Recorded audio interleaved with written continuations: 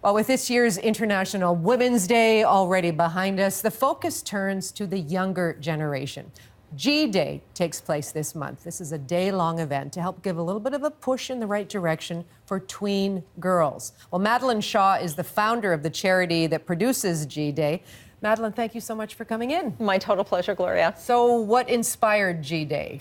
G-Day is actually a dream I had as an adolescent girl myself. And so when I was 10, 11, 12, the idea of becoming an adult grown-up woman seemed like the most fascinating, wonderful, special thing that you could possibly be. I knew on a kind of a biological level how I was going to get there, but what I really wanted was kind of an experience of knowing when I had arrived. And I also wanted to feel, I wanted to hear the stories of adult women, and I wanted to feel kind of initiated by them, to feel like I was in the club and to feel supported in that context. But in my community, nothing like that happened. And fast forward till I was 46, I was invited to do a speaking gig where I was asked how I would change a city if I could. And at the time, my daughter was 9 years old. And the whole vision came back to me. And this little voice inside me said, it's not too late. And so I started creating G-Day in 2014. We had our first event. Your first one, and it's been going ever since. It has indeed, yeah. We're actually heading into our 11th in Canada on Monday. So tell me about that particular age group then. Why do you think it's important that they gather and they hear these stories, particularly at that age? Yeah, so girls in Canada today and adolescent girls anywhere, starting at around age 9, 10, 11, 12, their self-confidence goes down and their depression rates go up. So there's a really serious mental health kind of argument for doing this kind of thing. Basically what's happening is their lives are changing, their bodies are changing, there's so much going on. And then they get hit with this tsunami of messages in various forms of media about how their self-worth is actually about their popularity, about what their appearance, how sexual they are, those sorts of things. So a girl who's gone from being a 9-year-old who's proud of herself for being a great soccer player, or good at math, or a good friend, or whatever, is suddenly feels like she's got to change her appearance.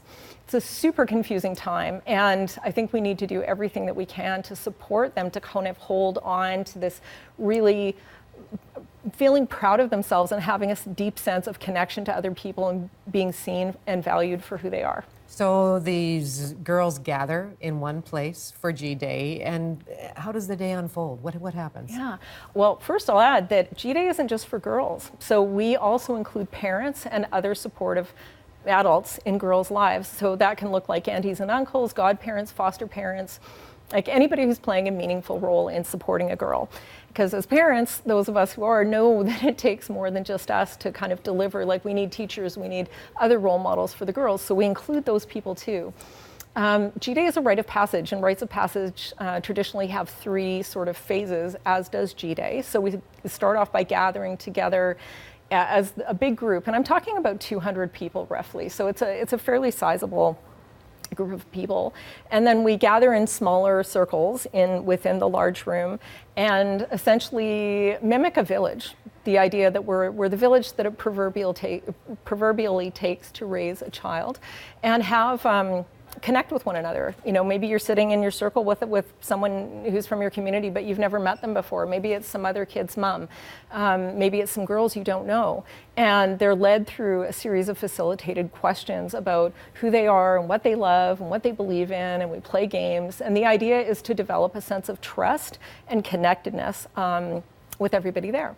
And from there we move on and we actually separate the girls and the adults. And again, this is a traditional practice in rites of passage, is this notion of either a challenge or a separation. And we do it for the girls to connect them with each other. So we're developing peer-to-peer compassion, conversation, connection among the girls, which is extremely good for them. Meanwhile, the adults are hearing from parenting experts and a variety of other presenters about basically how to support girls at this specific age. What is happening with girls during puberty, for example? What's happening with them with their mental health? So that. Well, I know I get the point that you're fostering this connectedness with the girls. How do you know it works? Well, how do we know it works? Because when everybody walks out of G-Day, they're on cloud nine. Like, it's almost an irresistible feeling just to see the joy and the happiness.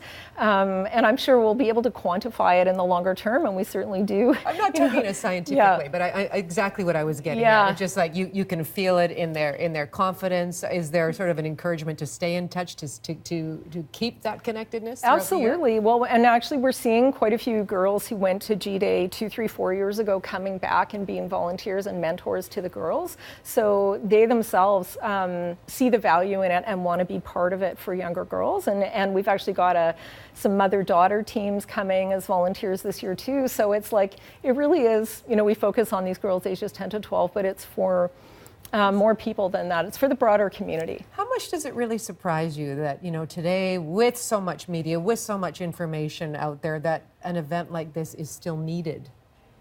Oh, well, rites of passage are timeless. And really, at the end of the day, G-Day is a celebration, and we always need celebrations. And in fact, there's a beautiful op-ed that just came out in the New York Times the day before yesterday about why we need more ritual as a society, like to bond us together. Like, these are times where we're very socially siloed. And even the way we live physically up in our condos, we may not know our neighbors, And so events like G-Day are ways for us to gather. It's secular, so there's no religion happening here. So it's a way for us as a community to be together, to get to know each other, to develop trust, to make new friends, and to do that. So it matters a lot. Okay, well, lucky for that group of girls, but from that last message you just gave us, it sounds like we could all use a day like that in our lives. I think so too. Madeline, thank you so much for coming in. My pleasure. Thank you, Gloria.